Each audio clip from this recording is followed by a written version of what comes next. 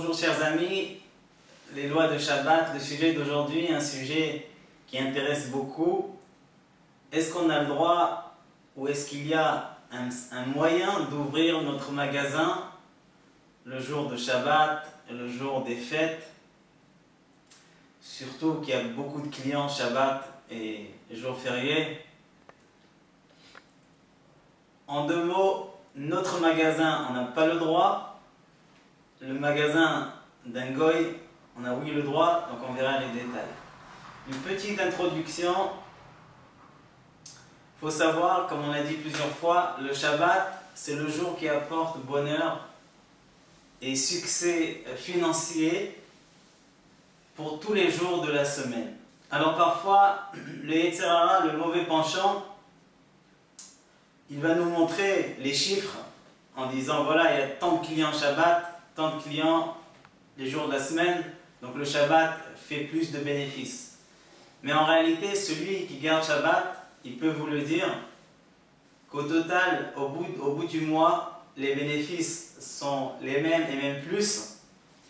Et surtout, il n'y a pas des dégâts de la porte arrière, des contrôles, etc. Parce que la bracha du jour de Shabbat, la parnassa, elle vient d'en haut. Concrètement, celui qui a un magasin ou une usine,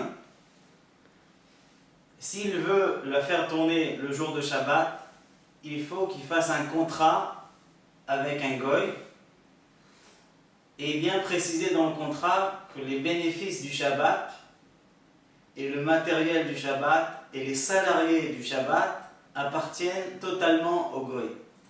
Et contre ça, un jour de la semaine, dimanche, lundi, mardi, mercredi, un seul jour appartient aux Juifs. Si le goy est intéressé de partager de manière égale les bénéfices du jour de Shabbat et les bénéfices du jour de la semaine, pour son bien, parce qu'il craint par exemple que le jour de la semaine va faire entrer plus, il est en possibilité d'instaurer ça dans le contrat.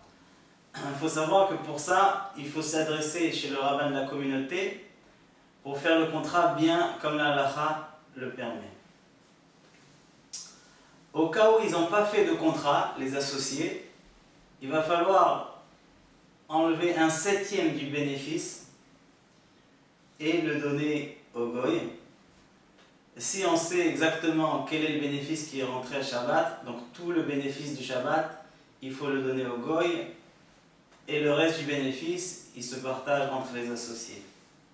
Un autre sujet, est-ce qu'on a le droit de louer une voiture ou des appareils électriques ou autres appareils à un goy à Shabbat?